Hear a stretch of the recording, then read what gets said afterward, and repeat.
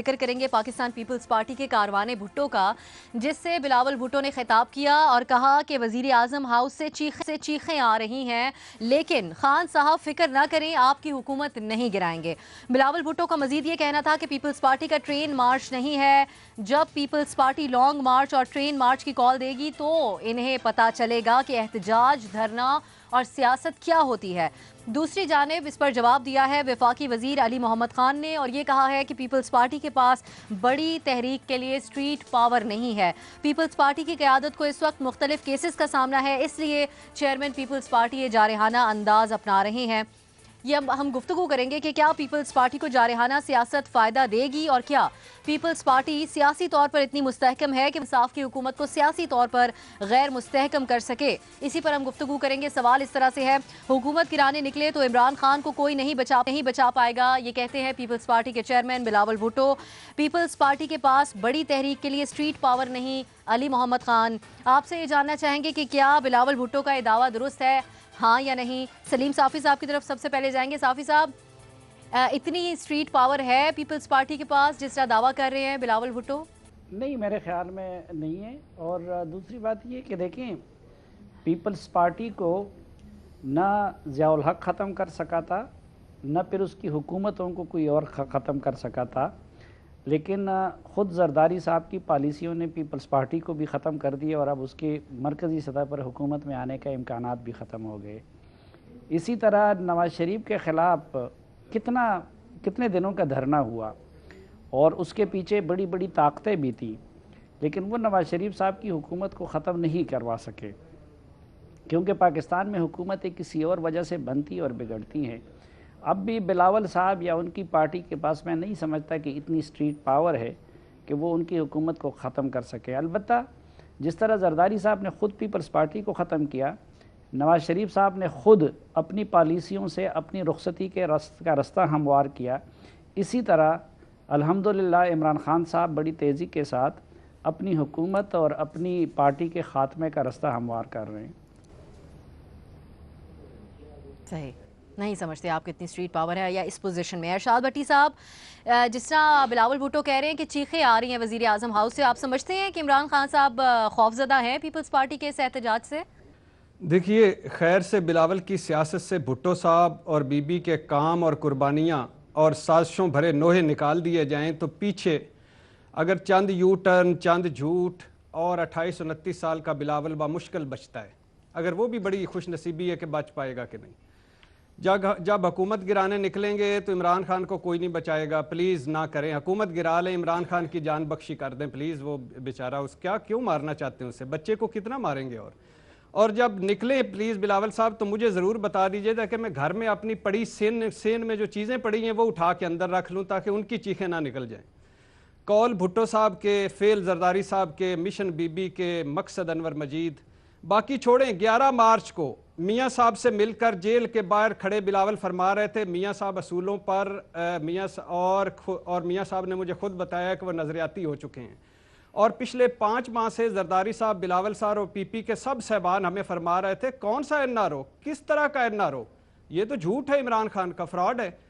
और अभी मियाँ साहब के हाथों की नजरियाती असूली भरी मेहंदी खुश्क भी नहीं हो पाई थी और अभी एनआरओ बिलावल की बातें सुनकर चुल्लू भर पानी में डूबकर मुकम्मल मरा भी नहीं था कि 2 दिन पहले बिलावल साहब ने शहबाज शरीफ के ECL से निकलने और नवाज शरीफ के 6 हफ्ते के रिलीफ पर फरमाया है, मुबारकबादें दी। इमरान खान आपको मुबारक हो, एनआरओ हो गया। शहबाज शरीफ साहब आपको मुबारक हो, एनआरओ हो गया। नवाज शरीफ साहब आपको मुबारक हो, एनआरओ हो गया। तो किस बातों का क्या करें क्या ना करें, करने दें जब तक वो अल्हम्दुलिल्लाह जरदारी साहब हैं। एक जरदारी साहब, एक जरदारी, 2 नस्लों पर भारी। नहीं का ऑप्शन आप ले रहे हैं। महमल, आपके ख्याल में क्या पीपल्स पार्टी को उस तर्ज का धरना करना होगा जिस तरह का PTI ने किया था, और अगर करते हैं तो उतनी स्ट्रीट पावर दिखा सकेंगे? देखिए, इसमें मैं अब्सा नहीं का ऑप्शन लूँगी। उसकी वजह यह है कि पहली चीज़ तो ये है कि हुकूमतें गिराना जो है ये सही काम नहीं होता। हुकूमत अगर तब्दील होनी चाहिए तो वो इलेक्शनों के ज़रिए ही होनी चाहिए। दूसरी चीज़ ये है कि पाकिस्तान की तारीख़ उठा के देख लें, आप PNA की तहरीक देख लें, आप 90s की पूरा डेकेड देख लें, पाकिस्तान में जो हुकूमतें जब गिरती हैं ना, वो सियासतदान अकेले नहीं गिरा सकते। कैटलिस्ट ऑफ चेंज कोई और होता है, ड्राइविंग फोर्स कोई और होती है। आप पीटीआई के धरने का आपने जिक्र किया, लेकिन पीटीआई के धरने का भी जो जिक्र था वो प्रेशर बिल्ड करना था, उसका मकसद हुकूमत गिराना नहीं था, वरना उस वक्त गिर जाती है हुकूमत। तो हुकूमत तो गिर नहीं सकती। और वैसे भी मेरे ख्याल में हुकूमत को डिस्टेबलाइज करना इस तरह की, ठीक है प्रेशर के अंडर ज़रूर आप रखते हैं एज ऑपोजिशन, लेकिन पाकिस्तान के अंदर जो है ना सियासतदान हुकूमतें नहीं गिरा सकते, ये कभी नहीं हुआ। सही, ऐसा होता नहीं है आपके ख्याल में, और होता हुआ नज़र भी नहीं आ रहा। हमारे साहब, जिस तरह महमल कह रही थी, जमहूरियत की बात करने वाली पीपल्स पार्टी हर दौर में, क्या उनको सूट करता है कि उनके चेयरमैन इस तरह की गुफ्तगू भी करें हुकूमत गिराने से मुतालिक? देखिए, पीपल्स ऑप्शन तो मैं भी नहीं करूँगा। पीपल्स पार्टी को जारहाना सियासत वैसे तो सूट करती है पीपल्स पार्टी को, लेकिन उनकी जो प्रॉब्लम इस वक्त खड़ी हो गई है 2008 के बाद से, वो बुनियादी तौर पे ख़ुद जरदारी साहब हैं।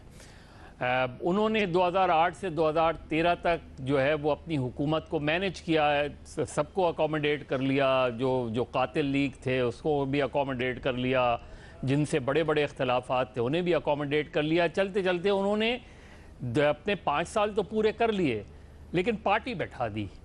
बुनियादी तौर पे इस वक्त जो पीपल्स पार्टी को चीज़ आगे ले जा सकती है वो सिंध में उनकी अच्छी गवर्नेंस है। अच्छी गवर्नेंस एक मिसाल कायम करेंगे तो आप आगे लेके चल सकते हैं। बाकी रही स्ट्रीट पावर की, तो स्ट्रीट पावर सिंध में उनके पास बड़ी स्ट्रीट पावर है, सिंध में आज भी उनके पास बड़ी सपोर्ट है। लेकिन जब आप इस्लामाबाद की तरफ मार्च करते हैं तो पीपल्स पार्टी अकेले ना मार्च करेगी, ना मार्च का इरादा रखती है। जब कोई ऐसा होगा, और पाकिस्तान में जिस तरह अभी महमल कह रही थी, पाकिस्तान में चाहे मिलियन मार्च हो, चाहे पीएनए की तहरीक हो, चाहे दूसरी तरीके से लॉन्ग मार्च किए जाएं, वो तब्दीली कहीं और आती है। ये इस वक्त पावर कॉरिडोर्स हैं, उसके अंदर कोई ऐसी दरार नहीं नज़र आ रही। ये ज़रूर है कि शहबाज शरीफ साहब की तरफ भी कुछ लोग देख रहे हैं, दूसरी तरफ भी देख रहे हैं, लेकिन कोई ऐसा इस वक्त इमरान खान को कोई भी इस वक्त इमीडिएट थ्रेट नहीं लाहक है, माँ सिवाय इसके कि उनके अपने जो प्रॉब्लम्स हैं वो अलग हैं। लेकिन ना बिलावल भुट्टो आइंदा चंद महीने में या 1-1.5 साल में कोई लंबी लॉन्ग मार्च की कॉल देने वाले हैं, और ना वो लॉन्ग मार्च की कॉल देंगे। अगर कोई इस तरह की कॉल आई तो वो कोई जॉइंट अपोजिशन होगी, और जब वो कॉल देगी तो वो उसमें आपको इशारे मिल जाएंगे कि इस्लामाबाद के मामलात गड़बड़ हैं, इसलिए लॉन्ग मार्च की कॉल दी जा रही है। लेकिन जब एजिटेशन की पॉलिटिक्स होती है, जिस पॉलिटिक्स को ऊपर की या दूसरे हलकों की सपोर्ट नहीं आती, तो उसका हशर फिर एमआरडी जैसा होता है कि बड़ी इफेक्टिव मूवमेंट थी, बहुत इफेक्टिवली चलाई गई, लेकिन उससे तब्दीली नहीं आई। सही, अभी आपके ख्याल में कोई खतरा नहीं है इमरान खान की हुकूमत को, और अकेले पीपल्स पार्टी कुछ नहीं कर सकती? न्याई साहब, कहीं और से मुस्तकबिल करीब में सपोर्ट मिल सकती है पीपल्स पार्टी को, और अगर कोई नुकसान पहुंचाते भी हैं पीटीआई की हुकूमत को, तो क्या केसेस में कोई फ़ायदा होगा?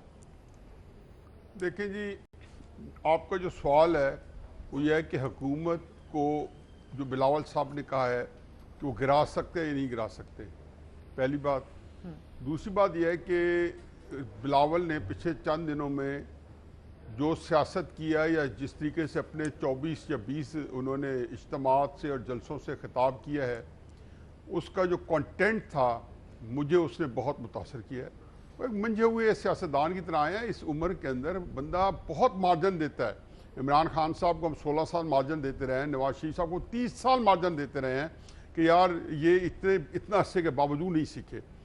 तो बिलावल ने कहीं पे ये नहीं महसूस होने चाहिए, मैं उसको इफेक्टिवली सियासत का रुकी कहता हूँ, क्योंकि 1 साल उनको मुकम्मल नहीं हुआ अपनी सियासी पॉलिटिकल कैंपेन में, और फिर असम्बली के अंदर भी वो पहली दफ़ा आए और वो भी उस 1 साल के अंदर शामिल है। ये इस पर भी तफसीलन बात हो सकती है। तो उन्होंने एक शो में तो कामयाबी ये की कि उन्होंने अपनी शख्सियत का एक नया पहलू जो है वो सामने पेश करके आए हैं। दूसरी जो इसमें जो तीसरी अहम बात है वो ये है कि हमेशा कोई स्ट्रीट पावर एजिटेशन से हुकूमतें नहीं गिरती। हुकूमतों के गिराने के बेशुमार अजायत तरकीबें हैं, मेरे साथियों में से कईयों ने उसका इशारतन कनायतन जिक्र भी किया है। लेकिन जो 2014 का धरना था उसके गेम प्लान के अंदर मैं आपको अंदर की बात बताता हूँ। असेंबली के अंदर पीपल्स पार्टी और एमकेएम की सपोर्ट से मुस्लिम नून को वहाँ गिराना था, अमलन असेंबली में उन्हें देखा कि स्ट्रीट पावर नहीं इकट्ठी हुई, जो वो नहीं इकट्ठी कर सके थे, और वादे के मुताबिक 2 लाख बंदा उन्होंने लेके जाना था इस्लामाबाद में, वो 2000 चंद हजार या 10-12 हजार तक इकट्ठे कर सके दोनों फरीक, कादरी और वो इमरान खान, तो वो जो है वहाँ पे नहीं गिरा सके। तो वहाँ से पीपल्स पार्टी ने और MQM ने असेंबली में जाके मुस्लिम लीग के हाथ में हाथ डाल के हुकूमत बचा ली। अब आते हैं आपके सवाल के जवाब में कि ये हुकूमत ये है, इसके अंदर अख्तर मैंगल, एक आध पार्टी काफ लीग या MQM अगर वो चाहें तो ये हुकूमत धड़ाम से नीचे गिर सकती है। तो इसमें कौन सी बड़ी बात है इस हुकूमत के? ये तो जिसको कहना चाहिए कि एक उसके ऊपर खड़ी है, एक हवा के सहारे पे खड़ी है, एक हवा का जो तेज झोंका है वो इसको गिरा देगा। लेकिन अमलन जो लोगों ने इसको बनाया हुआ है ना, मजबूती से थामा हुआ है, जिस तरीके से सारा निज़ाम को चल रहे हैं, तो जब वो दरार अगर नहीं चाहेंगे तो ये लोग तो ना कर सके। लेकिन बिलावल साहब जो है जब कोशिश करेंगे तो वो जरूर करेंगे। आखिरी बात जो बड़ी इंपॉर्टेंट बात ये है कि बिलावल ने इसमें जो बात और की है ना, वो ये किया है कि उन्होंने एक जो सिंध के हकूक का जो सामने रखा है, ये बहुत बड़ी कंट्रोवर्सी है बिहाइंड द सीन कि सिंध के 130 अरब रुपए दे दो, और ये चीजें जो है आप देखेंगे ये बहुत बड़ी चीजें स्कैंडलाइज होकर सामने आएंगी और हमारे सियासत में ताश पैदा करने के लिए इन चीजों का बड़ा रोल होगा। तो वो काम बहुत सारा कर गए हैं बिलावल 2 दिनों में, हमें इसके साथ तो न्याय साहब कह रहे हैं कि चाहे तो गिरा सकते हैं, बिल्कुल गिरा सकते हैं, चाहे तो मतलब कोशिश करें, गिराने का इम्कानात मौजूद है, कोई ऐसी बात नहीं। ठीक है।